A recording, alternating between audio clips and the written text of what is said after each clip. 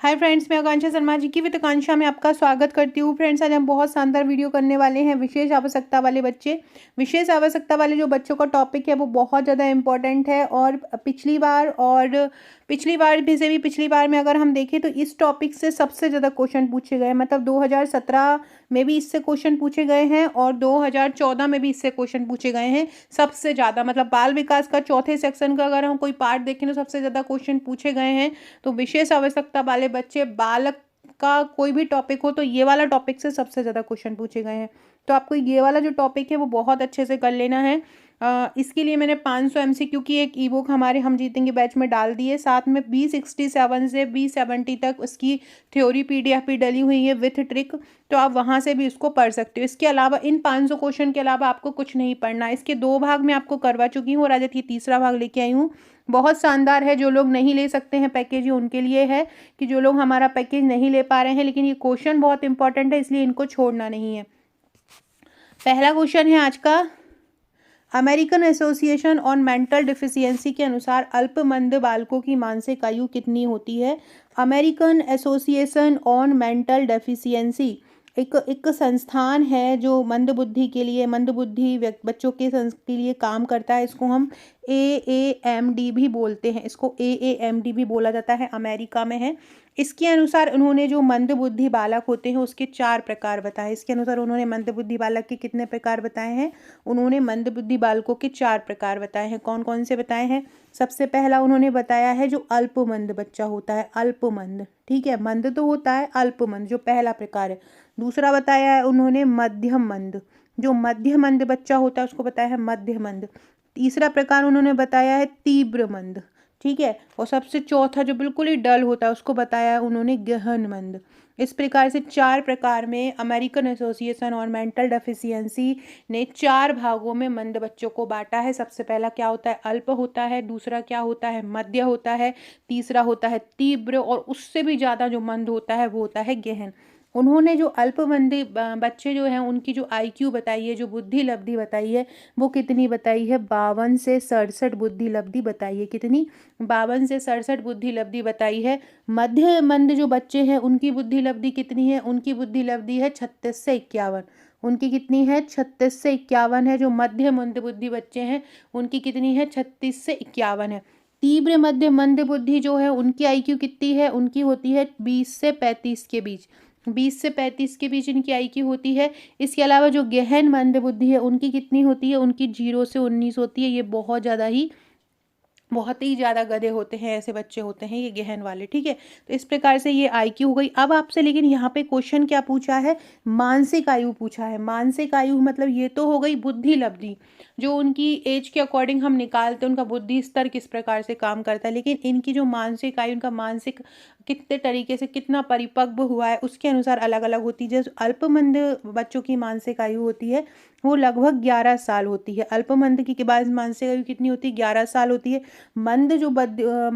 मध्यम मंद जो होते हैं उनकी जो IQ होती है वो 7 साल होती है। कितनी होती है? 7 साल होती है। तीव्र मंद जो होते हैं उनकी कितनी होती है? उनकी 4 साल होती है। और जो गहन मंद होते हैं उनकी कितनी होती है? गहन मंद की होती है 2 साल। गहन मंद बच्चों की IQ कितनी होती है? गहन मंद बच्चों की IQ 2 साल होती है। तो इस प्रकार से ये पूरी मंदबुद्धि IQ अमेरिकन एसोसिएशन के अनुसार मैंने बता दिया। कितने प्रकार होते हैं? 4 प्रकार होते हैं, अल्पमंद, मध्यमंद, तीव्र मंद, गहन मंद, ठीक है। इसके अलावा अल्पमंद की कितनी बुद्धि लब्धि होती है? 52 से 67 के बीच होती है। मध्यमंद की 36 से 51 के बीच होती है। तीव्र की 20 से 35 होती है और गहन की 0 से 19 होती है। मानसिक आयु की बात करें तो अल्पमंद की 11 साल होती है, मध्यमंद की 7 साल होती है, तीव्र मंद की 4 साल होती है और गहन मंद की 2 साल होती है। अब ये मैंने आपको पूरा बता दिया। अब आपसे यहाँ पूछ रहे हैं कि क्वेश्चन में पूछ रहे हैं अल्पमंद बालकों की मानसिक आयु। अल्पमंद जो पहले प्रकार का मंद होता है इसकी मानसिक आयु कितनी होती है? 11 साल, ठीक है। यहीं पे 7 साल किसकी हो जाएगी? 7 साल मध्य मंद वालों की हो जाएगी। 4 साल किसकी हो जाएगी? 4 साल तीव्र मंद वालों की हो जाएगी। और 2 साल किसकी हो जाएगी? जो गहन मंद वाले होंगे उनकी 2 साल हो जाएगी। अगला क्वेश्चन है, सुविधाहीन या वंचित समुदाय से आने वाले विद्यार्थियों के अधिगम को सुसाधित कैसे किया जा सकता है। देखो क्या बोल रहे हैं यहाँ पे, ऐसे बच्चे जो ऐसे माहौल से आते हैं जहाँ पर सुविधा नहीं है, जो वंचित समुदाय होते हैं, मतलब लोग बच्चों को जहाँ पे सुविधाएं नहीं मिल पाती उनको हम वंचित बोलते हैं, वहाँ से आने वाले विद्यार्थी जो अधिगम को सुसाधित कैसे किया जाता है। अधिगम मतलब होता है सीखना। अब सीखने को हम सुसाधित कैसे कर सकते हैं। सुसाधित मतलब होता है उनको साधनों के द्वारा कैसे सजा सकते हैं। उन्हें घर पर ट्यूशन पढ़ाने के लिए कहकर बिल्कुल नहीं, उन्हें बहुत से प्रत्यास्मरण आधारित कार्य पत्र देकर, मतलब उन्हें बहुत सारी चीज़ें याद कराने देकर ये भी नहीं होगा। उन्हें असफलता का डर और शर्मिंदगी महसूस कराकर ये भी नहीं होगा। उन्हें उपयुक्त शिक्षा शास्त्रीय सहायता प्रदान करके, मतलब जो उनके लिए रेलिवेंट हो, जो उनके लिए आवश्यक हो, ऐसी शिक्षा प्रदान करके उन जो साधनहीन लोग होते हैं उसको सुसज्जित किया जा सकता है। ठीक है, तो इसका आंसर क्या होगा, उन्हें उपयुक्त शिक्षा शास्त्रीय सहायता प्रदान करके। अगला है, जो प्रतिभाशाली बच्चा होता है वो कैसा होता है। प्रतिभाशाली जो बच्चे होते हैं वो किस प्रकार के बच्चे होते हैं। अभिसारी विचारक होते हैं, अपसारी विचारक होते हैं, बहिर्मुखी होते हैं, बहुत मेहनती होते हैं। जो प्रतिभाशाली बच्चे होते हैं वो अपसारी विचारक होते हैं। वो ये बहुत इंपॉर्टेंट है, किसी ना किसी जिप्ट में ये जरूर आने वाला है। ठीक है, प्रतिभाशाली बच्चे कैसे होते हैं, अपसारी। अपसारी का मतलब होता है तर्क करके, चिंतन करके कोई चीज़ सोचते हैं, है ना, मतलब तर्क करते हैं, चिंतन करते हैं, ऐसे बच्चों को हम अपसारी विचारक कहते हैं। और प्रतिभाशाली बच्चे क्या होते हैं, जिनकी IQ 140 से ज़्यादा होती है। हालांकि क्रो ने प्रतिभाशाली बच्चों की IQ 130 प्लस बताई है, लेकिन प्रतिभाशाली बच्चों की IQ जनरली कितनी होती है, 140 प्लस होती है। जो पिछड़े वर्ग वाले बच्चे होते हैं उनकी आयु 80-85 जो होती है, पिछड़े बुद्धि वाले बच्चे होते हैं। और जो 70 से कम होती है वो मंद बुद्धि वाले बच्चे होते हैं। सामान्य जो होते हैं 90, 100, 95, ये सामान्य बुद्धि लब्धि वाले बच्चे कहलाते हैं। अगला है मतिमंद। मतिमंद मतलब मतिमंद बहुत बहुत ही ज़्यादा बुद्धि खराब है, मतलब बहुत ही ज़्यादा मतिमंद है, गहनमंदी बच्चे हैं। उनके अनुसार जो मतिमंद जो बच्चे हैं उनके अनुसार शिक्षार्थियों में कैसे लक्षण देखे जाते हैं। जो बहुत ही ज़्यादा मतिमंद बच्चे हैं उनके अनुसार जो उनमें कौन से लक्षण मतिमंद बच्चों में देखे जा सकते हैं। विश्लेषण करने की क्षमता।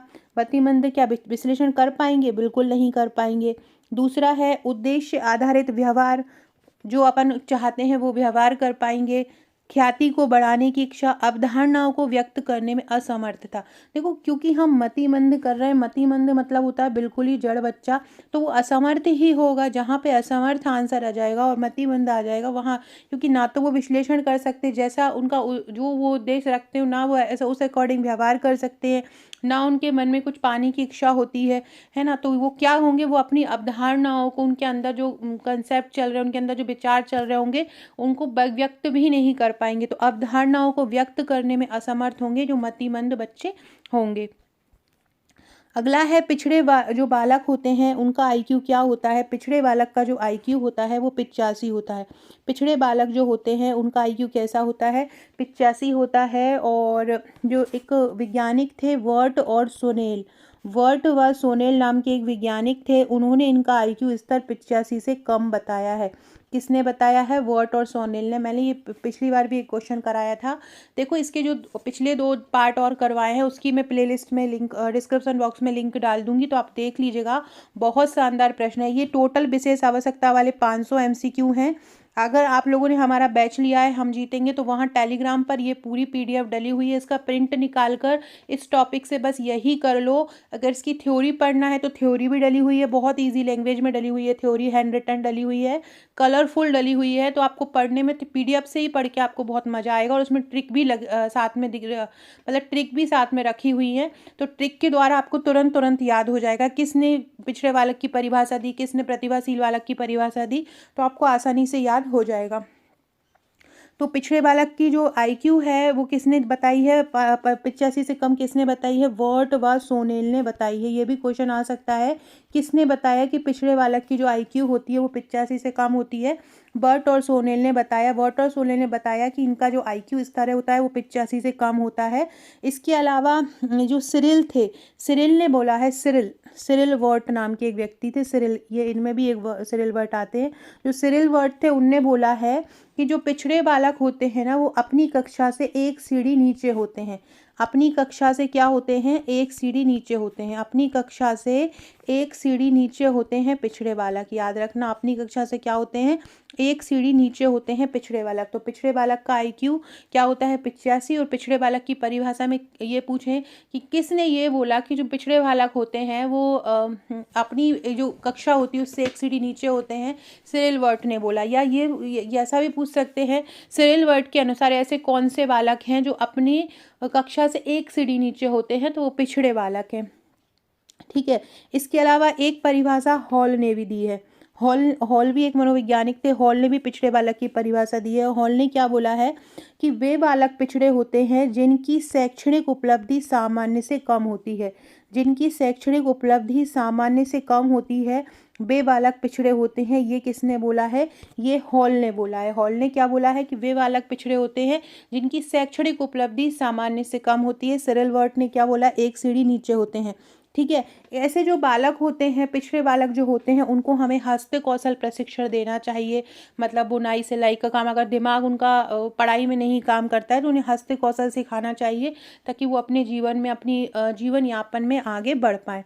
ठीक है। इसके अलावा ये भी पूछ सकते हैं कि जो पिछड़े बालक बालिकाओं का कौन सा परीक्षण किया जाना चाहिए, तो उनको निदानात्मक और उपचारात्मक परीक्षण देना चाहिए। पिछड़े बालक में यही पूछे जाते हैं, यही क्वेश्चन मेनली पूछे जाते हैं। और ये सामान्यतः कैसे होते हैं, ये असमर्थ होते हैं, कुसमायोजित व्यवहार करते हैं। समायोजित व्यवहार मतलब होता है जो समाज के अनुसार हो, कुसमायोजित व्यवहार मतलब होता है जो समाज के अनुसार नहीं होता है। तो ये पिछड़े बालक उसी प्रकार का व्यवहार करते हैं। अगला है, निम्नलिखित में से कौन सा लक्षण प्रतिभाशाली विद्यार्थी में नहीं होता। परिशुद्धि की इच्छा बिल्कुल होती है। जानकारी का धीमा अवशोषण, ये तो नेगेटिव बात आ गई ना। प्रतिभाशाली बच्चा तो ऐसा धीमा काम करेगा ही नहीं, तो यही उत्तर रहेगा। इसके अलावा विषय वस्तु की तीव्र समझ होती है। प्रतिभाशाली जो बालक होते हैं उनकी IQ कितनी होती है, जो प्रतिभाशाली बालक होते हैं उनकी IQ 40 से ज़्यादा होती है। टर्मन ने इनकी आयु कितनी बताई है, टर्मन ने इनकी IQ 140 बताई है। इसके अलावा जो क्रो और क्रो ने इनकी आयु कितनी बताई है, क्रो और क्रो ने इनकी आयु 130 बताई है। एक स्किनर और हैरीमैन थे, उन्होंने बताया है कि प्रतिभावान जो बच्चे होते हैं वो कुल जनसंख्या का केवल 1% होते हैं। किसने बताया है, स्किनर और हैरीमैन ने बताया है कि प्रतिभाशाली बच्चे जो होते हैं कुल टोटल जो जनसंख्या होती है उसका कुल 1% ही होते हैं। किसने बताया है, ये स्किनर और हैरीमैन ने बताया है। जबकि कोल सैनिक ने बताया है कि ये ऐसे जो बालक होते हैं वो प्रतिभाशील होते हैं जो अपनी आयु के बालक में योग्यता में बेहतर होते हैं। ये किसने बोला है, कोल सैनिक ने बोला है। जबकि स्किनर ने क्या बोला है, स्किनर ने और हैरीमैन ने कि कुल जितनी भी जनसंख्या होती है उसका 1% ही प्रतिभाशील बालक होते हैं। USA कमीशन है, उन्होंने बोला है कि 3 से 5% बालक ही प्रतिभाशाली होते हैं। एक हैक नामक वैज्ञानिक थे, उन्होंने बताया है कि प्रतिभाशील जो बालक होते हैं उनकी IQ 125 होती है। किसने बताया है, हैक ने। हैक नामक एक वैज्ञानिक है, उन्होंने बताया है कि प्रतिभाशाली बच्चे जो होते हैं उनकी IQ 125 होती है। इसके अलावा एक वेंटले भी वैज्ञानिक थे, उन्होंने प्रतिभाशील बालकों की आयु 110 बताई है। वेंटले ने कितनी बताई है, 110 बताई है। ये इनकी तर्क शक्ति बहुत ज़्यादा उच्च होती है, इनकी अंतः दृष्टि भी उच्च होती है और इनको प्रोजेक्ट विधि, उचित परामर्श, खोज विधि, इस प्रकार की विधियों का इनकी शिक्षा में उपयोग करना चाहिए। अगला है, गिफ्टेड मेधावी होने के लक्षण क्या हो। गिफ्टेड मेधावी होने के लक्षण क्या होते हैं। जो बच्चे गिफ्टेड होते हैं उनकी अभिव्यक्ति में नम्यता होती है। ठीक है। जिज्ञासा होती है, बाचलता होती है, अति सक्रियता होती है। कौन से लक्षण ऐसे होते हैं जो कि गिफ्टेड मेधावी बच्चों में दिखाई देते हैं, तो वो अभिव्यक्ति में उनकी नव्यता होती है, जिज्ञासा भी होती है, अति सक्रियता भी होती है। तो ये मेन जो लक्षण होंगे, अभिव्यक्ति में नव्यता, अति सक्रियता, जिज्ञासा, ये 1, 2 और 4 इनके लक्षण हो जाएंगे। तो 1, 2 और 4 इसका आंसर हो जाएगा। अगला है, जब सोनू कक्षा में होता है तो शिक्षक देखते हैं कि उसका ध्यान लगातार भटक रहा है और ध्यान केंद्रित करने में परेशानी हो रही है, तो वो कौन सा विद्यार्थी कहलाएगा, बधिर व्यक्ति कहलाएगा, मानसिक मंद कहलाएगा या प्रतिभाशाली कहलाएगा। तो उसका ध्यान जिसका भटक रहा है वो कौन सा बच्चा कहलाएगा, वो पिछड़ा बच्चा कहलाएगा। पिछड़ा बच्चा कहलाएगा, जिस बच्चे का ध्यान भटक रहा होता है उसे कौन सा बच्चा कहेंगे, उसे पिछड़ा बच्चा कहेंगे। अगला क्वेश्चन है, अक्षम बच्चों के लिए शैक्षिक संस्थानों और सरकारी सहायता प्राप्त संस्थानों में आरक्षण किसके द्वारा दिया जाता है। बहुत इंपॉर्टेंट क्वेश्चन है।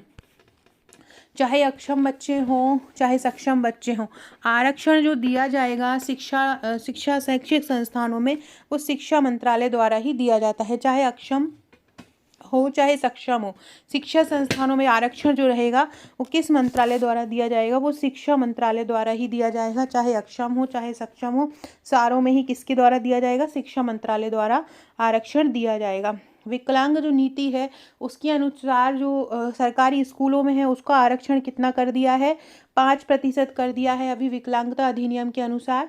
और जो सरकारी नौकरियां हैं वहां पर आरक्षण 4% कर दिया है। पहले ये जो आरक्षण था ये 3-3% था, लेकिन अब इसको बढ़ा दिया है, स्कूलों में 5% कर दिया है, मतलब शैक्षिक संस्थानों में 5% कर दिया है। और जो सरकारी नौकरी है वहाँ पर 4% कर दिया है। अगला है American association of mental deficiency के अनुसार मध्य मंद बालकों की मानसिक आयु। अभी मैंने आपको बताया था कि जो मानसिक मंद 4 प्रकार से उन्होंने बांटा होता है, मानसिक आयु को 4 भागों में उन्होंने बांटा रहता है। सबसे पहला होता है अल्प मंद होता है, मध्य मंद होता है, अल्प मंद होता है, मध्य मंद होता है, तीव्र मंद होता है और गहन मंद होता है। इस प्रकार से 4 प्रकार के मंद बुद्धि बालक होते हैं। अल्प की कितनी होती है, 11 होती है, मध्य की कितनी होती है, 7 होती है, तीव्र की कितनी होती है, 4 होती है और गहन की कितनी होती है, 2। अब यहाँ पे मध्य मंद की पूछ रहे हैं तो क्या हो जाएगा, 7 हो जाएगा। गहन का हो जाएगा कितना, गहन का 2 हो जाएगा, तीव्र का 4 हो जाएगा और अल्प का 11 हो जाएगा। अगला है निम्न में कौन एक सीखने का प्रकार नहीं है। निम्नलिखित में से कौन एक सीखने का प्रकार नहीं है, परीक्षण और त्रुटि, परंपरागत अनुकूलन, पदार्थवादी अनुकूलन या इंस्ट्रूमेंट अनुकूलन। इंस्ट्रूमेंट द्वारा हम बिल्कुल सीख सकते हैं, परंपरागत तरीके से सीखने और त्रुटि के द्वारा भी सीख सकते हैं, लेकिन पदार्थवादी जो अनुकूलन होता है वो एक सीखने का प्रकार नहीं है। तो इसका आंसर क्या हो जाएगा, पदार्थवादी अनुकूलन हो जाएगा। अगला क्वेश्चन है सेरेब्रल पाल्सी क्या होता है। किसको हम सेरेब्रल पाल्सी कहते हैं, कौन सी एक बीमारी होती है सेरेब्रल पाल्सी कहलाती है। देखो सेरेब्रल पाल्सी मोस्टली जो होती है बच्चों में पाई जाती है। सेरेब्रल पाल्सी किस में पाई जाती है, बच्चों में पाई जाती है। और ये किसका विकार होता है, ये सेरेब्रल पाल्सी जो होता है तंत्रिकीय विकार होता है। क्या उसको मस्तिष्क पक्षाघात भी बोला जाता है, इसको क्या बोलते हैं, मस्तिष्क पक्षाघात भी बोलते हैं, मस्तिष्क पक्षाघात भी इसको बोलते हैं। ये क्या होती है, एक तंत्र की अशक्तता होती है। बहुत सारी योजनाओं में इसके लिए भी उपचार दिया जा रहा है। एक जन्मजात विकार होता है जो मांसपेशी की मुद्रा को या मांसपेशी की टोन को प्रभावित करता है। मांसपेशी की मुद्रा को या मांसपेशी की टोन को ये सेरेब्रल पाल्सी जो होता है प्रकार जो प्रभावित करता है, इसको सीपी भी बोला जाता है। सेरेब्रल पाल्सी को और क्या बोला जाता है, सीपी बोला जाता है सेरेब्रल पाल्सी। जब बच्चे को हम आवाज़ दें और बच्चा उस तरफ नहीं मुड़े जिस तरफ हम आवाज़ दे रहे वो नहीं मुड़ पा रहा है, तो बच्चे पेरेंट्स को अलर्ट हो जाना चाहिए कि उसको कहीं तंत्रिका वाला विकार तो नहीं है। बच्चा को शरीर को ज़रूरत से ज़्यादा, मतलब इसके लिए बच्चे को ज़रूरत से ज़्यादा टाइट नहीं रखना चाहिए ताकि उसकी जो मांसपेशियाँ हैं बिल्कुल घूमती रहें, मूवमेंट होता रहे। शिशु अगर रो रहा है तो उसकी आवाज़ में अंतर भी देखना चाहिए, कहीं वो मतलब बहुत ऐसा तो नहीं वो रो नहीं पा रहा, उसकी तंत्रिकाओं में कुछ प्रॉब्लम हो रही हो, यदि उसको दूध पिलाने में दिक्कत हो रही है, उसका वजन सही तरीके से नहीं बढ़ रहा हो, तो उसको हम सेरेब्रल पाल्सी बोलते हैं। तो ये सेरेब्रल पाल्सी एक जन्मजात लक्षण होता है, याद रखिएगा। मस्तिष्क के विकास में देरी होने के कारण, महिला को बहुत ज़्यादा डायबिटिक होने के कारण, एल्कोहलिक होने के कारण, महिला को बहुत ज़्यादा बीपी बढ़ गया हो प्रेगनेंसी के समय, तो इस कारण से भी ये सेरेब्रल पाल्सी हो जाता है। ये जन्म से पहले, जन्म के दौरान या जन्म के लगभग 3 वर्ष तक की आयु को भी हो सकता है। ज़्यादातर बच्चे ही इस परेशानी से पीड़ित होते हैं, ठीक है। इसके लिए कोई ऐसा बेहतर इलाज नहीं है। सेरेब्रल पाल्सी बहुत ज़्यादा बिगड़ जाता है तो बच्चे का जीना भी मुश्किल हो जाता है। मतलब मांसपेशियों की कठोरता को हम सेरेब्रल पाल्सी बोल सकते हैं, मतलब जो मांसपेशियों की टोन को प्रभावित करता है उसको हम सेरेब्रल पाल्सी बोलते हैं। अगला है किसी असाधारण बच्चे की अद्वितीय आवश्यकताओं की पूर्ति करने वाले विशेष तौर पर डिज़ाइन किए गए अनुदेश क्या कहलाते हैं। जो किसी असाधारण बच्चा है, कोई बच्चा है जो असाधारण है, वो साधारण वर्क नहीं कर रहा है, साधारण काम नहीं कर पा रहा है और उसको हमको कुछ अलग विशेष तौर पर शिक्षा देना है, तो उनको कौन सी शिक्षा दे जाएंगे। अपवादी शिक्षा नहीं होगी, आकस्मिक नहीं होगी, औपचारिक नहीं होगी, उसको विशेष शिक्षा प्रदान की जाएगी। यदि कोई बच्चा है और उसको अद्वितीय आवश्यकता की ज़रूरत है, एक स्पेशल आवश्यकता चाहिए है उसको, वो क्योंकि उसको विशेष से, क्योंकि वो सामान्य बच्चों के साथ उतना ज़्यादा कोऑपरेट नहीं कर पा रहा है, तो हम उसको कैसी शिक्षा देंगे, तो हम उसको विशेष शिक्षा प्रदान करेंगे। अगला क्वेश्चन है, बेंटले के अनुसार प्रतिभाशील जो बालक होते हैं उनकी आयु कितनी होती है? 110 होती है। बेंटले के अनुसार प्रतिभाशील बालकों की आयु कितनी होती है? बुद्धि लब्धि कितनी होती है? बुद्धि लब्धि जो होती है प्रतिभाशाली की बुद्धि लब्धि टर्मन के अनुसार कितनी होती है? 140 होती है। क्रो और क्रो के अनुसार कितनी होती है? 120 होती है। वेंटले के अनुसार कितनी होती है? वेंटले के अनुसार 110 होती है। वेंटले के अनुसार जो प्रतिभाशील बच्चे होते हैं उनकी वेंटले के अनुसार 110 होती है। और एक है हैक, हैक के अनुसार इनकी जो मानसिक आयु होती है वो 125 होती है। इस प्रकार ये प्रतिभाशील बालकों के लिए आईक्यू की अलग अलग लोगों ने अलग अलग दी है कि टर्मन ने 140 दी है, क्रो ने 130 दी है, बेंटले ने 110 दी है और हैक ने 125 बताई है। जबकि जो यूएसए कमीशन है उन्होंने बताया है कि 3 से 5% ही लोग प्रतिभाशाली होते हैं। और कोलसेनिक ने बताया है कि ऐसे बच्चे जो अपनी आयु के बालकों से बेहतर प्रदर्शन करते हैं वो प्रतिभाशाली बालक कहलाते हैं। स्किनर और हैरीमैन ने बोला है कि कुल संख्या का 1% ही प्रतिभाशाली बच्चे होते हैं। अगला है, निम्नलिखित में से कौन औसत से निम्न सामान्य बौद्धिक क्रियाशीलता से संबंध है जो अनुकूलनात्मक व्यवहार में कमी के साथ मौजूद होती है? मतलब जो बौद्धिक क्रियाशीलता से संबंधित है, मतलब दिमाग कितना सक्रिय रहता है उससे संबंधित है। जो अनुकूलनात्मक व्यवहार में, मतलब नॉर्मल व्यवहार में भी कमी हो रही है, मतलब आप नॉर्मली व्यवहार भी कर रहे हैं तो भी उसमें कमी हो रही है, तो भी वो अच्छे से व्यवहार नहीं कर पा रहा है, तो क्या हो जाएगा? अधिगम अक्षमता। अधिगम अक्षमता तो नॉर्मल व्यवहार में तो नहीं होगा, सीखने में होगा, भावनात्मक भी नहीं होगा। ये ऐसे बच्चे कहलाते हैं मानसिक मंद, जो जिनकी अनुकूलात्मक व्यवहार में भी कमी होती, नॉर्मली व्यवहार नहीं सीख पा रहे उनको, तो उनका मानसिक दृष्टि से वो बहुत ज़्यादा कमज़ोर होते हैं। तो क्या कहलाएंगे? वो मानसिक मंद बच्चे कहलाएंगे जिनके अनुकूलनात्मक व्यवहार में कमी होती है। तो ऐसे बच्चे जिनके व्यवहार में अनुकूलनात्मक कमी होती है कौन से बच्चे कहलाते हैं? मानसिक मंद बच्चे कहलाते हैं। इनके क्या होती है? अनुकूलनात्मक व्यवहार में कमी होती है। अगला है, मूर्ख व्यक्ति की विशेषता क्या होती है? मूर्ख जो व्यक्ति होते हैं उनमें क्या होता है? इनमें मौलिकता का अभाव होता है, दूसरों की सहायता लेनी पड़ती है, उपरोक्त दोनों। तो देखो, जो मूर्ख व्यक्ति होते हैं उनमें मौलिकता का अभाव होता है, ठीक है। इसके अलावा इन्हें, मूर्ख व्यक्ति को दूसरों की भी सहायता लेनी पड़ती है, लेकिन वो पूरे जड़ होते हैं जिनको दूसरे की सहायता लेनी पड़ती है। तो मूर्ख का भी जो बहुत तीव्र प्रकार होता है उसको हम जड़ बुद्धि बोलते हैं। तो यहाँ पर केवल क्या आ जाएगा? इसमें मौलिकता का अभाव होता है, तो ए इसका आंसर हो जाएगा।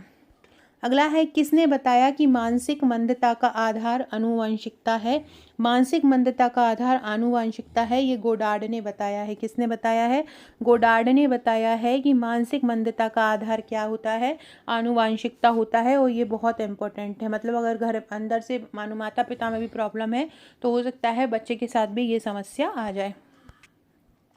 अगला है, सीएम राइट जो स्कूल की स्थापना हुई थी, सीएम राइट स्कूल की स्थापना कब हुई है? सीएम राइट स्कूल की स्थापना 2021 में की गई है। कब की गई है? सीएम राइट स्कूल की स्थापना 2021 से की गई है। अगला है, निम्नलिखित में से कौन बच्चों को हिंसा, शोषण, दुर्व्यवहार और उपेक्षा से संरक्षण प्रदान करता है? तो बाल संरक्षण। कौन प्रदान करता है? कौन बच्चों को हिंसा, शोषण, दुर्व्यवहार और उपेक्षा से संरक्षण प्रदान करता है? तो बाल संरक्षण। बाल संरक्षण, बच्चों का जो संरक्षण ही रहेगा ना, वही करेगा, वही उनको रक्षा प्रदान करेगा। अगला है, पेशीय ऊतकों से अधिक एडिपोज, उसको एडिपेज ऊतक वाला शरीर जो होता है वो क्या कहलाता है? जिसमें ज़रूरत से ज़्यादा एडिपोज हो जाता है। तो एडिपोज अंदर ही होंगे, उसको हम अंतःरूपी गठन कहते हैं। एडिपोज कहाँ गठन होंगे? एडिपोज मतलब जो बसीय ऊतक होते हैं वो अंदर जमा हो जाते हैं, तो बच्चा क्या होता है? बहुत ज़्यादा मोटा कहलाता है। तो कौन से हो जाएगा? एडिपोज ऊतक जब ज़्यादा जमा हो जाते हैं तो उसको हम क्या बोलेंगे? एंडोमॉर्फिक भी बोलते हैं, उसको एंडोमॉर्फिक बोलते हैं, और अंतःरूपी गठन भी बोलते हैं। अगला क्वेश्चन है, त्वरण एक ऐसा उपाय है जिसका उपयोग सामान्यतः डैश समस्याओं को हल करने के लिए किया जाता है? किन समस्याओं को हल करने किया जाता है? आर्थिक रूप से पिछड़े बच्चे, शैक्षणिक रूप से पिछड़े बच्चे, मानसिक रूप से। तो ये त्वरण जो तुरंत उपचार करना किसके लिए किया जाता है? जो शैक्षणिक रूप से पिछड़े बच्चे होते हैं।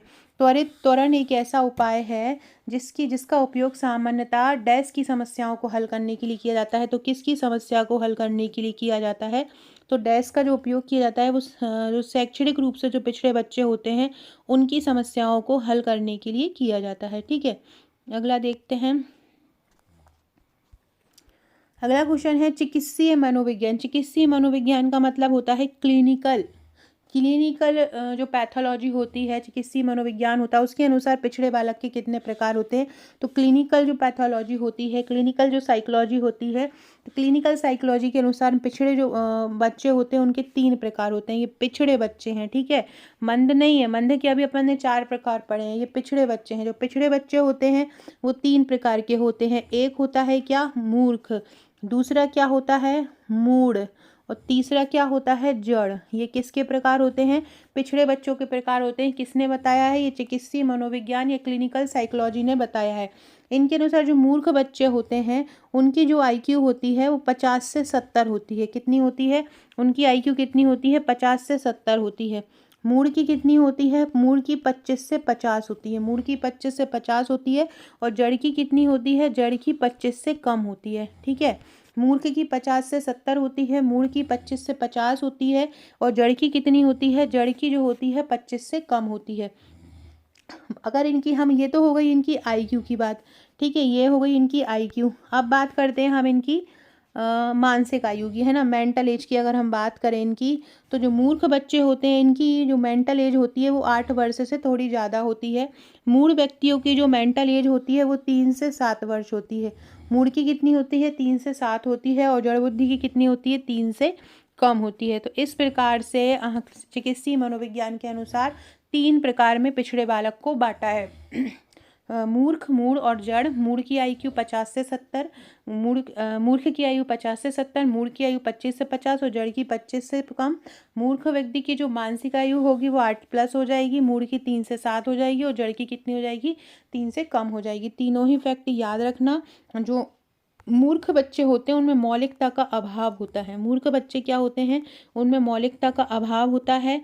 जो मूढ़ बच्चे होते हैं वो बौने होते हैं, और इनके यौन अंग जो होते हैं वो पूर्ण रूप से नहीं बने होते हैं, बौने होते हैं मूढ़। और जड़ जो होता है वो कुछ भी काम नहीं कर पाता, उसको हम मंगोल बोलते हैं, जड़ बुद्धि को, और उसको हमेशा दूसरों की सहायता लेनी पड़ती है। जो जड़ बच्चे होते हैं उनको क्या करना पड़ता है, उन्हें हमेशा दूसरों की सहायता लेनी पड़ती है।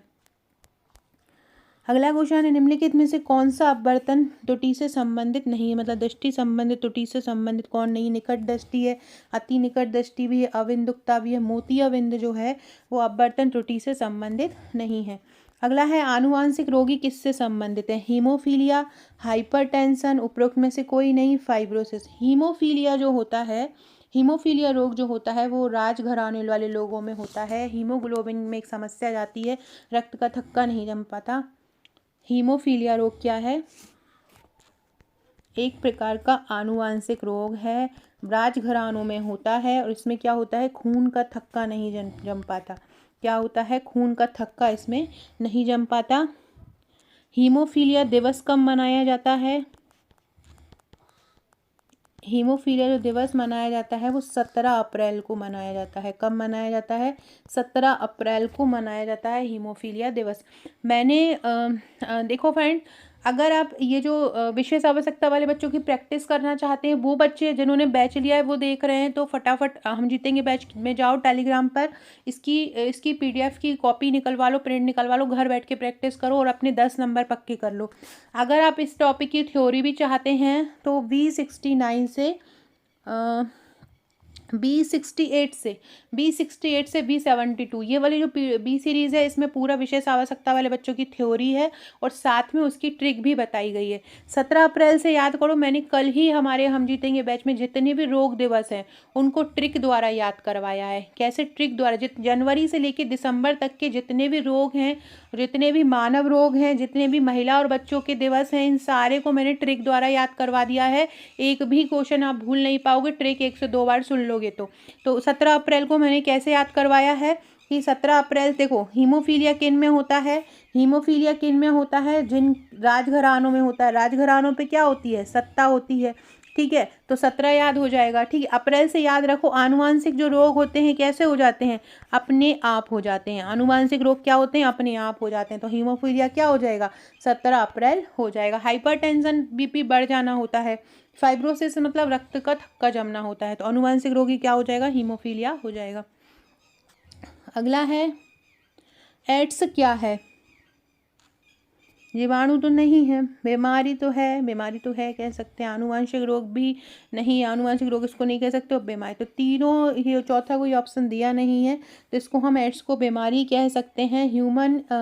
ह्यूमन इम्यूनोडेफिशिएंसी सिंड्रोम के कारण ये हो जाता है, और इसको एंटी रेट्रल जो थेरेपी होती है उसके द्वारा इसको ठीक किया जाता है एड्स को, और इसमें जो T4 सेल्स होती हैं वो नष्ट हो जाती हैं। एक और इसका परिवार होता है, परिवार का नाम याद रखना, रेट्रोविरिडे। रेट्रोविरिडे परिवार से आता है एड्स। एड्स किस वायरस परिवार से आता है? तो रेट्रोविरिडे परिवार से आता है। HIV संक्रमण के बाद क्या होता है?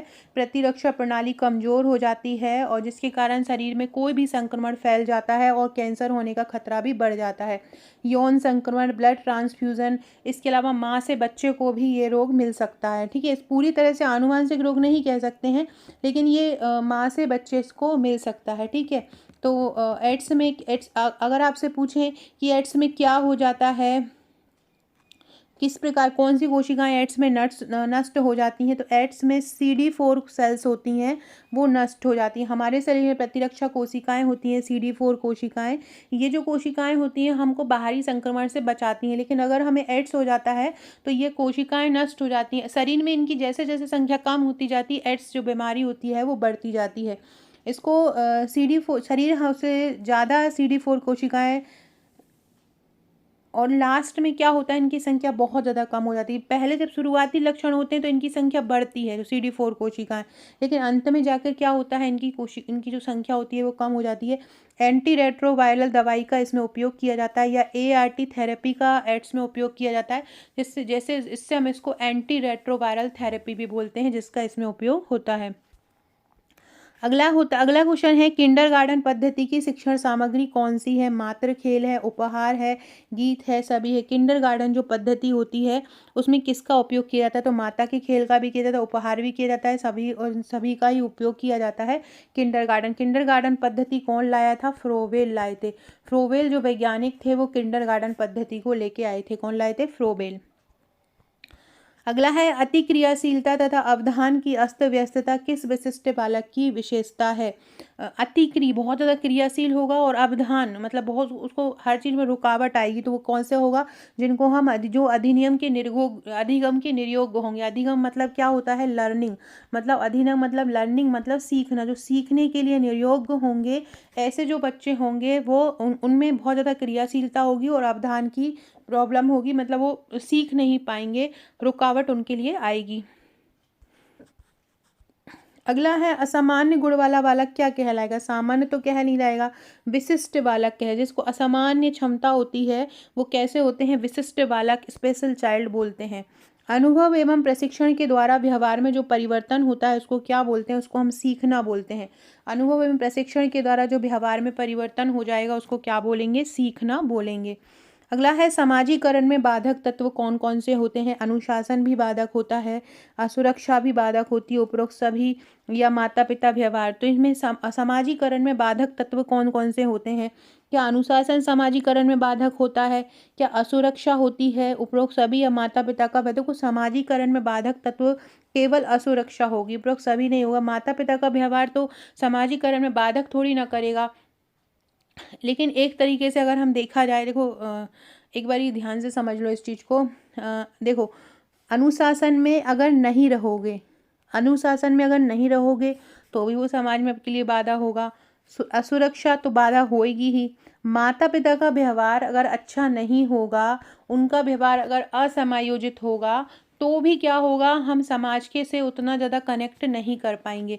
तो इस कारण से ये तीनों ही उसके आंसर हो जाएंगे। अगर अपन जनरली देखेंगे तो हम ऑप्शन जैसे मैं अभी लगा के आपको बता रही थी, इस तरह से हम असुरक्षा लगा जाएंगे, लेकिन नहीं, यहाँ पर क्या हो रहा है कि यहाँ का नेगेटिविटी देखो। अनुशासन भी प्रभावित करेगा, अगर बच्चा अनुशासन में नहीं रहेगा। माता पिता का व्यवहार भी प्रभावित करेगा।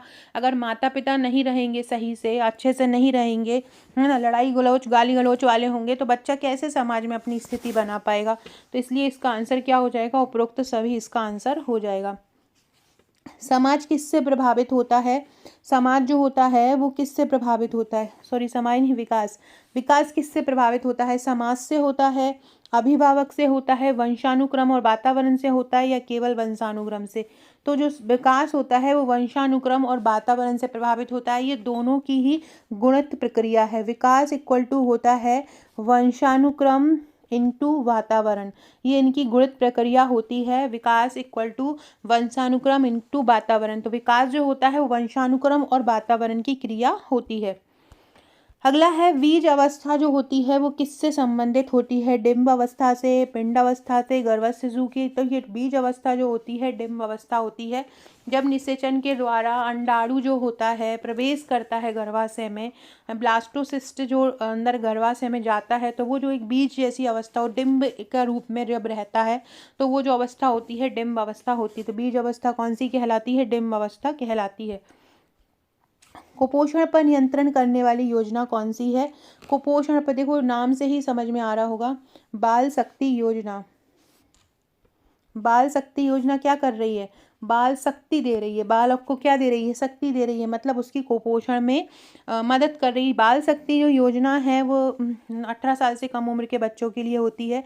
इसका योजना का उद्देश्य होता है जो ग्रेड 3 और जो ग्रेड 4 किसे संबंधित कुपोषित बच्चे होते हैं, मतलब जिनका कुपोषण स्तर बहुत ज़्यादा खराब होता है, उसमें कम से कम कुपोषण में 1% की कमी लाना इस योजना का उद्देश्य होता है।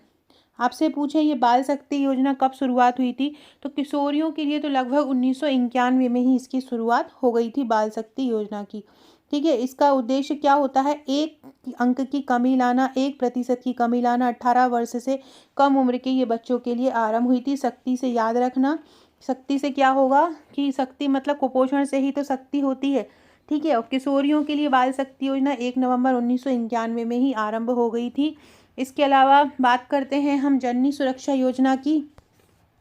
जननी सुरक्षा योजना 12 अप्रैल 2005 में आरंभ हो गई थी। जननी सुरक्षा योजना संस्थागत प्रसव को बढ़ावा देने के लिए योजना आरंभ हुई है, जिसमें ग्रामीण क्षेत्र में संस्थागत प्रसव कराने पर महिला को 1400 रुपये और शहरी क्षेत्र में 1000 रुपये दिए जाते हैं।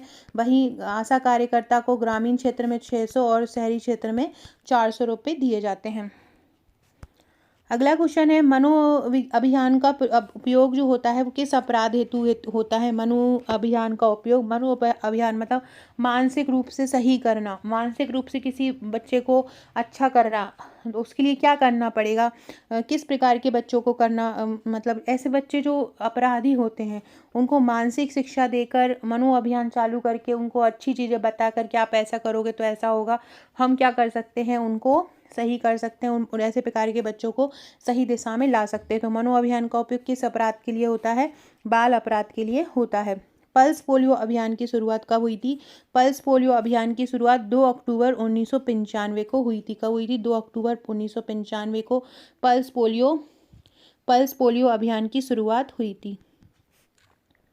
WHO ने क्या किया था? WHO ने 1988 में अपनी एक रणनीति दी थी, जिससे ताकि जो पोलियो को रोका जा सके। उन्हीं के मकसद को बढ़ाने के लिए भारत ने 2 अक्टूबर 1995 को पल्स पोलियो की शुरुआत की थी। पल्स पोलियो में जो साल्क नामक 2 वैज्ञानिक थे जिन्होंने पोलियो वैक्सीन की शुरुआत की थी। सबसे पहले आए थे साल्क, उन्होंने दिया था 1955 में निष्क्रिय पोलियो वैक्सीन।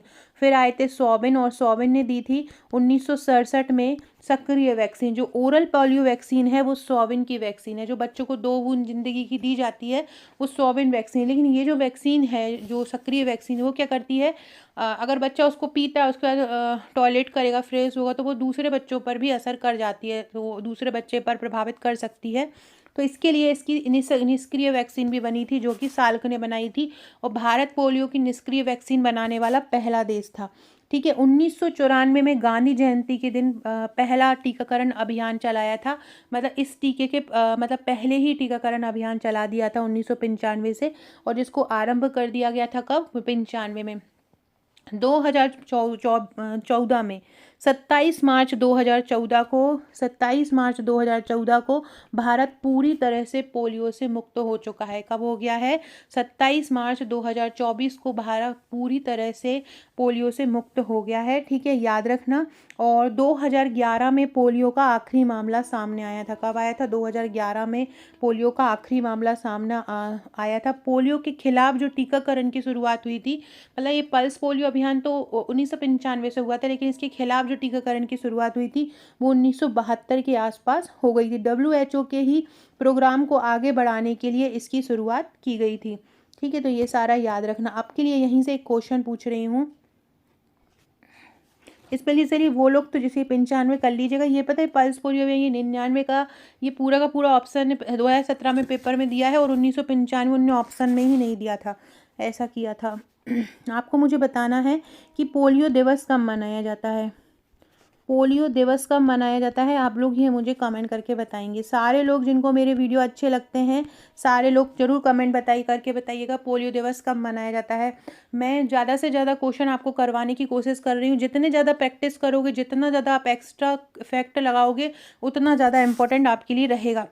इसके अलावा ये लास्ट जो 28 दिन होते हैं वो बहुत ज़्यादा निर्णायक होते हैं। अगर आप हमारा बैच लेना चाहते हैं, हमारा हम जीतेंगे बैच लेना चाहते हैं, तो आप अभी ही बिल्कुल भी देर मत कीजिए। थोड़ा बहुत भी अगर आपका मन है, आप ये सारे MCQ डेली प्रैक्टिस करना चाहते हैं, डेली टेस्ट देना चाहते हैं। टेस्ट क्या होता है? टेस्ट एक ऐसी चीज़ होती है, आप जितना दोगे ना उतना ज़्यादा परफेक्ट बनते चलते हो। टेस्ट में आंसर गलत होते हैं तो आपको याद रहता है कि ये मुझसे गलत हुआ। आप रोज़ टेस्ट देते हो तो रोज़ आपके क्वेश्चन कन्फर्म होते हैं। हमारे यहाँ सबसे मेन बात है, हमारे चैनल पर रोज़ टेस्ट होते हैं। एक टॉपिक दिया जाता है, टॉपिक की वीडियो बनाकर तैयारी कराई जाती है, उसकी ट्रिक दी जाती है, और फिर उसका रोज़ रात को 10 बजे टेस्ट होता है। टेस्ट भी आपको मिलता है, इसके अलावा आपको ट्रिक भी मिलती है, थ्योरी PDF भी मिलती है, और MCQ PDF भी मिलती है। अभी जो समय है वो ज़्यादा से ज़्यादा MCQ लगाने का है, तो हम क्या कर रहे हैं, हर टॉपिक की ई-बुक बना रहे हैं। ई-बुक कैसी? जैसे कि एक ई-बुक बना रहे हैं हम गर्भवती महिला की। ये जो मैं आपको पढ़ा रही हूँ ये विशेष आवश्यकता वाले बच्चों की बन चुकी है, 500 MCQ की। इसकी कॉपी निकालो और इस पूरे प्रश्नों को तैयार करके फेंक दो, मतलब ये टॉपिक आपके 8-10 नंबर कंप्लीट हो जाएंगे। इसी प्रकार से मैं एक अधिनियम की ई-बुक बनाने वाली हूँ। अधिनियम की ई-बुक में करीब 2000 प्रश्न होंगे। अधिनियम की ई-बुक बनेगी। अधिनियम में कितने होंगे? करीब 2000। पूरे जितने भी अधिनियम है, चाहे वो घरेलू हिंसा हो, चाहे मातृत्व लाभ अधिनियम हो, चाहे पॉक्सो हो, सारे अधिनियम के MCQ रहेंगे। इसके अलावा एक योजना की ई-बुक बनाने वाली हूँ जिसमें करीब 2000 प्लस योजना के MCQ रहेंगे। एक मैं बनाने वाली हूँ रोगों की, जिसमें सारे आँख और नाक का रोग, आँख और गले का संक्रमण, डिप्थीरिया, खसरा, डायरिया, ये सारे रोगों की होगी, है ना। इसके अलावा एक जो PDF होगी पूरे पोषण और स्वास्थ्य की होगी, एक जो होगी वो पूरी ICMR की रहेगी। इस प्रकार बाल श्रम नीति का रहेगा। इसके अलावा एक ई-बुक हम पूरी प्रबंधन की बनाकर देंगे जिसमें 500 से 1000 MCQ रहेंगे। इस प्रकार से ई-बुक आपको इनकी प्रैक्टिस करना, निकलवा सकते हो, निकलवा के कर लो, कैसे भी आप हमारे कर सकते हो। इसके लिए आपको क्या करना है, आपको मुझे व्हाट्सअप करना है 6260190944। आज 26 जनवरी है। 26 जनवरी को हमारा जो ये हम जीतेंगे बैच है उस पर मैं आपको 20% का डिस्काउंट दे रही हूँ। 20% डिस्काउंट पर आप इसको परचेस कर सकते हो। आपको मुझे व्हाट्सअप करना है। जैसे ही आप मुझे बोलेंगे मैम हमें हम जीतेंगे बैच लेना है, हम आपको पेमेंट नंबर देंगे। जैसे ही आपका पेमेंट आएगा हम आपको 3 लिंक देंगे। 2 लिंक होती हैं टेलीग्राम की और एक होती है व्हाट्सअप की। दो टेलीग्राम और ये व्हाट्सअप आपको नहीं मिलेंगे, इनमें हम ही आपको जोड़ेंगे। एक टेस्ट ग्रुप होता है जहाँ पे पूरे टेस्ट होते हैं, और एक PDF वीडियो लेक्चर्स और ट्रिक वाला ग्रुप होता है, और एक व्हाट्सअप ग्रुप होता है जहाँ पर हम आपकी प्रैक्टिस कराते हैं। जितना ज़्यादा आप प्रैक्टिस करोगे, दिन भर रात भर प्रैक्टिस करो, आप उतने ही ज़्यादा परफेक्ट हो पाओगे। किस प्रकार से टेलीग्राम मिलेगा आपको? फ्रेंड देखिए, ये हमारे हम जीतेंगे टेलीग्राम पर आ गए हैं। इस प्रकार से ये आज जो पढ़ाया गया है ये इधर पे आप जा सकते, इधर देख सकते हैं क्या क्या मिलता है। यहाँ पे देखिए ये स्वास्थ्य की योजना की ट्रिक है। ये स्वास्थ्य योजना चल रही है उसकी ट्रिक्स हैं। ये महिला और रोग और महिला से बच्चों के दिवस होंगे, ये सारे दिए गए हैं। देखो फरवरी में कौन सा दिवस है, मार्च में कितने दिवस हैं, मई में कितने, ये सारे मैंने ट्रिक द्वारा याद करवाए हैं। इसके अलावा आप देख सकते हैं ये सारे इस प्रकार से यहाँ वीडियो भी मिल जाएंगे। ये पोषक पदार्थ का वीडियो है, ये रोग वाला वीडियो है, ये वैक्सीन के प्रकार कौन से होते हैं, जीवित किल्ड वैक्सीन कौन सी होती हैं, ये सारी हैं। ये स्वास्थ्य योजना का पार्ट 3 का वीडियो है। ग्रंथि और हार्मोन समझाया है मैंने, इसमें पूरी ग्रंथि हार्मोन समझाई है, किस कौन सी ग्रंथि कहाँ पे होती है, ये पूरा इसमें समझाया है। इसके अलावा ये सारा आप देख सकते हैं फाइल में, आप देख सकते हैं सारी जितनी भी टॉपिक हैं सारे मैंने यहाँ पे कवर सारे की। जैसे कि मैं आपसे बोल रही थी कि अगर आपको थ्योरी पढ़ना है ये विशेष आवश्यकता वाले बच्चों की, तो यहाँ पे विशेष आवश्यकता वाले बच्चों की सारी पीडीएफ की थ्योरी भी पड़ी हुई है, साथ में 500 एमसीक्यू की पीडीएफ भी पड़ी हुई है। ये देखिए, विशेष आवश्यकता वाले बच्चे तथा समावेशी और शिक्षा, एकीकृत शिक्षा, ये आंगनवाड़ी मंगला दिवस है, ये B69 है विशेष आवश्यकता वाले बच्चों की, ये B17 है। इस प्रकार से ये पूरा है। ये पिछड़े वर्ग बालक बुद्धि का वर्गीकरण है। देखो, ये जो मैं आपको अभी जिसके एमसीक्यू करा रही हूँ ना, उसकी मैं थ्योरी बताती हूँ आपको किस तरह से थ्योरी इसमें कवर कराई है। देखिए, आप देख सकते हैं, देखिए ये मंद बुद्धि का वर्गीकरण है। ये देखिए इस प्रकार से TMR क्या होता है, EMR क्या होता है, CMR क्या होता है, इस प्रकार से ये पूरा टॉपिक कंप्लीट किया गया है। देख सकते हैं आप इस प्रकार से मंद बुद्धि क्या होते हैं, किस प्रकार से मंद बुद्धि बालक होते हैं, मानसिक मंदता क्या होती है, माइक्रोसेफेली क्या होता है, हाइड्रोसेफेली क्या होता है, ये पूरे थ्योरी है अगर आप थ्योरी पढ़ना चाहते हैं। बाकी अगर आप MCQ पढ़ना चाहते हैं तो पूरे MCQ भी 500 MCQ भी डले हुए हैं। ये हर टॉपिक का MCQ डला हुआ, जैसे हिंदू उत्तराधिकार अधिनियम वस्तुनिष्ठ प्रश्न है, स्वास्थ्य नीति के वस्तुनिष्ठ प्रश्न है, हर टॉपिक के यहाँ पे आपको वस्तुनिष्ठ पढ़ेंगे, हर अधिनियम के वस्तुनिष्ठ मिलेंगे, थ्योरी भी मिलेगी। सती प्रथा अधिनियम है, ये पाचन तंत्र है, प्रबंधन की आपको यहाँ पे पूरे टॉपिक मिलेंगे। ये ICMR 2020 की थ्योरी मैंने बताई है, इसको अभी ट्रिक द्वारा याद कराया जाएगा, सारे दिवस ट्रिक द्वारा याद कराए जाएंगे, ICMR रिपोर्ट ट्रिक द्वारा याद कराई जाएगी। इस प्रकार से सारे टॉपिक जो होंगे वो आपके ट्रिक द्वारा याद भी हो जाएंगे और लंबे समय तक आप भूलोगे भी नहीं। कभी कभी क्या होता है, हम सुनकर ऐसा लगता है भूल गए हैं, लेकिन अगर हम वही चीज़ की ट्रिक द्वारा याद करते हो फिर हम उसका टेस्ट देते हैं, हमारे यहाँ वही हम पढ़ाते हैं और फिर उसका टेस्ट लेते हैं। टेस्ट लेके क्या हो जाता है, वो आंसर आपका हमेशा के लिए तैयार हो जाता है और आप उसको भूलते नहीं है, सारा कंप्लीट होता है। फॉर्मेलिटी नो फॉर्मेलिटी, बस ये है कि जो वही पढ़ो, स्मार्ट स्टडी करो। हमेशा मैं यही बोलती हूँ, भले ही आप मेरा पैकेज मत लो, लेकिन आप जहाँ से भी पढ़ो, जो भी खुद भी पढ़ो, एकदम स्मार्टली पढ़ो, छोटे छोटे टॉपिक को तोड़ के पढ़ो, उन टॉपिक पर मेन ध्यान दो जो आपसे बन पाते हैं, जो नहीं बन पाते हैं उनको इतना तवज्जो मत दो। पता चला ज़्यादा के चक्कर में वो भी रह गया, उनको बेसिक पढ़ लो, लेकिन जो बन पा रहे हैं उनको बहुत अच्छे से कर लो। अगला है जननी सुरक्षा योजना कब आई। देखो, जननी सुरक्षा योजना कब आई थी, 2005 में आई थी, लेकिन जननी शिशु सुरक्षा योजना कब आई थी, जननी शिशु सुरक्षा योजना 2011 में आई थी। ये क्वेश्चन भी 2017 के एग्जाम में पूछा गया था, सेम ऐसा का ही ऐसा। उन्होंने जननी शिशु सुरक्षा योजना नहीं दी थी और उन्होंने ऑप्शन में ये दे दिए थे। तब अपन को इस समय तब उस समय अपन को क्या करना है कि अपन को ऐसे लगा देना है जननी शिशु सुरक्षा योजना। स्वास्थ्य की योजना का भी आपके लिए मैराथन लेके आऊँगी, जितनी भी स्वास्थ्य की योजना रहेंगी टोटल, वो हम उसमें पूरी स्वास्थ्य योजना करेंगे। अभी जो हमारे ग्रुप में चल रही है करीब 56वीं योजना चल रही है, जो कि स्वास्थ्य की योजना करीब 80+ योजना है, जहाँ पर स्वास्थ्य रोग संस्थान भी आपको करना है। जितने भी स्वास्थ्य रोग संस्थान हैं, स्वास्थ्य नियंत्रण कार्यक्रम है, ये सारे आपको करना है।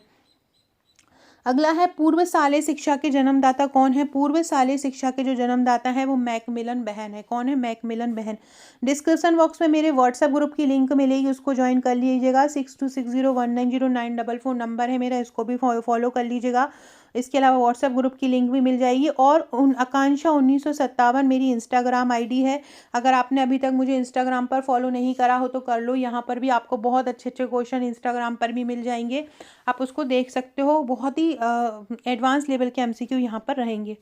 पूर्वशालेय शिक्षा के जन्म किसने आरंभ किया। वैसे तो हम लोग क्या लगा देंगे, फ्रोवेल लगा देंगे, लेकिन नहीं, पूर्वशालेय शिक्षा के जन्मदाता कौन है, मैकमिलन बहन है। कौन है, मैकमिलन बहन है। इन्होंने पूर्वशाला से पहले भी शिक्षा दी जा सकती है, इन्होंने बताया। अगला है नवजात शिशु की आयु कितनी होती, कितने वर्ष तक का बच्चा नवजात शिशु कहलाता है। 28 दिन तक का बच्चा जो होता है वो नवजात कहलाता है, 28 दिन का। और शिशु कब से कब तक कहलाता है, शिशु कहलाता है 1 महीने से 1 साल तक का जो बच्चा होता है वो शिशु कहलाता है। नवजात मतलब इन्फेंट बोलते हैं इसको, न्यू नेटल भी बोलते हैं। 28 दिन तक का बच्चा कहलाता है। व्यक्तित्व जो होता है किससे संबंधित होता है, क्रियात्मक से, पर्सोना से, शारीरिक से या संवेग से। तो व्यक्तित्व जो होता है पर्सोना या पर्सनैलिटी से संबंधित होता है।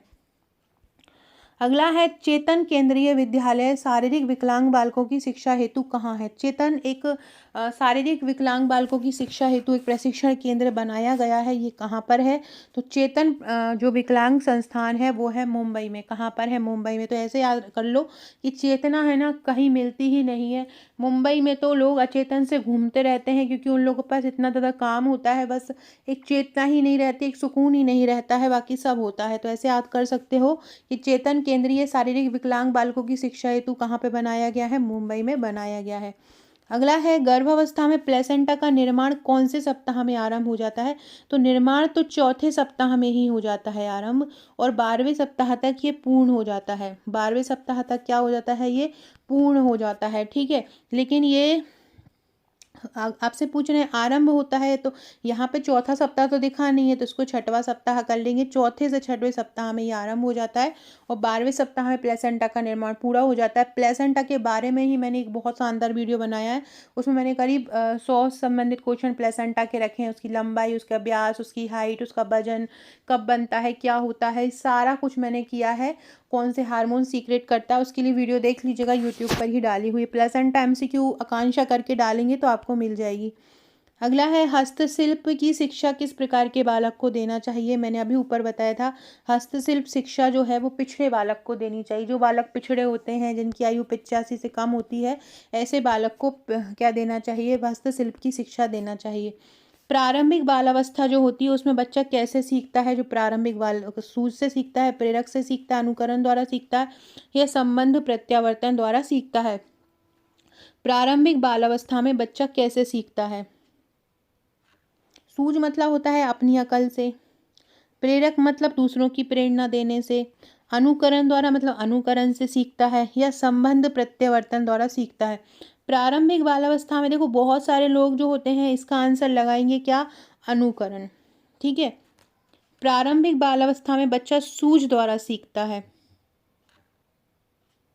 क्या सूझ द्वारा सीखता है? क्या खुद की अकल लगा? तो देखो वो अनुकरण भी करेगा तो खुद की ही अकल से ही करेगा, अनुकरण भी करेगा तो वो खुद की अकल से ही करेगा। तो इसका आंसर क्या हो जाएगा?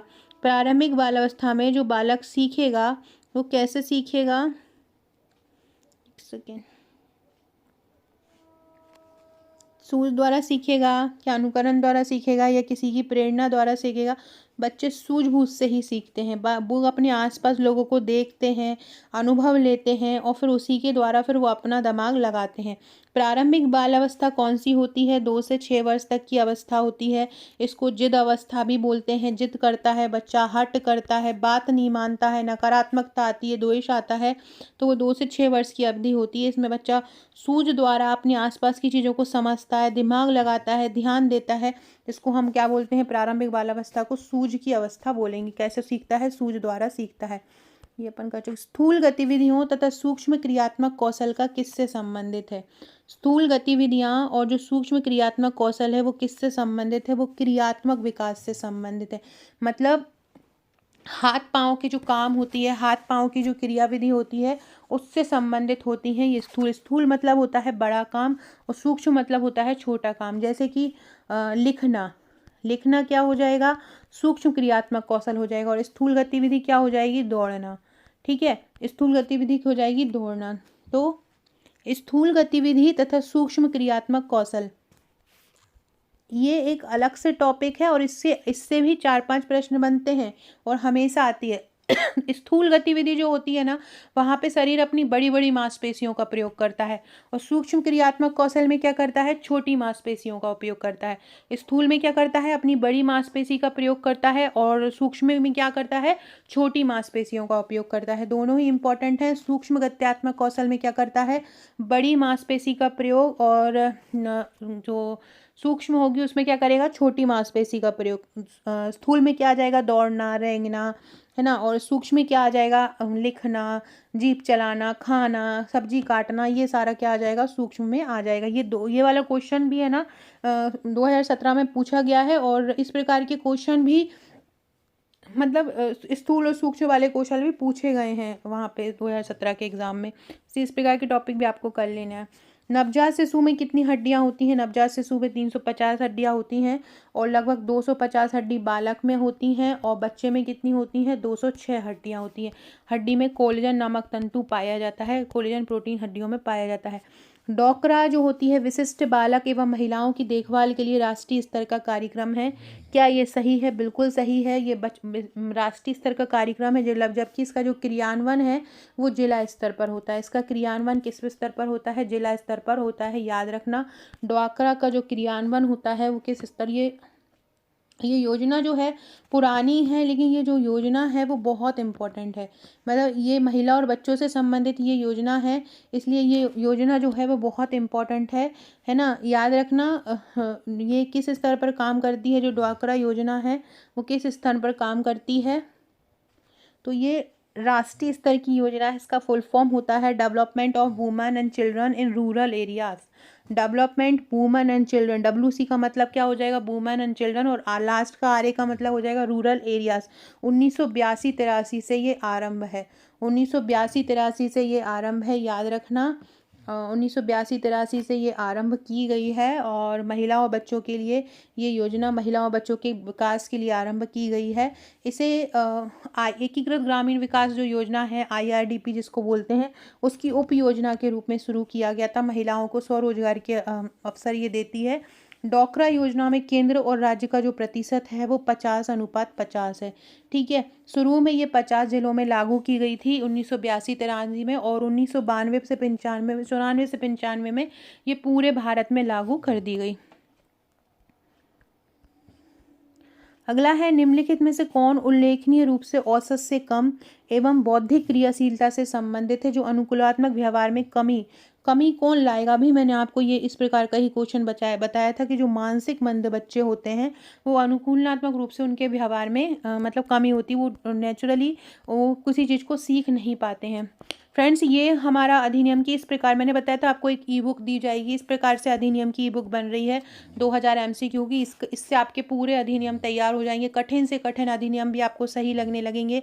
यदि अधिनियम आपको याद नहीं होते हैं तो हमारे बैच में आपको ट्रिक भी मिल जाएंगी। मैं जैसे आपको वीडियो में पढ़ा रही हूँ वैसे ही वहाँ पर भी टेलीग्राम पर भी पढ़ाया जाता है ट्रिक द्वारा, तो आप वहाँ से ज्वाइन कर सकते हो। इस प्रकार से ई-बुक आपको मिलेंगी। ग्रंथि हार्मोन की मिलेंगी, महिला सुपरवाइजर की विशेष आवश्यकता वाले बच्चे की तो ये मिलेंगी, तो आप ये ले सकते हैं। हमारा हम जीतेंगे बैच में ही ये सारी मिलेंगी, अलग से कुछ नहीं है।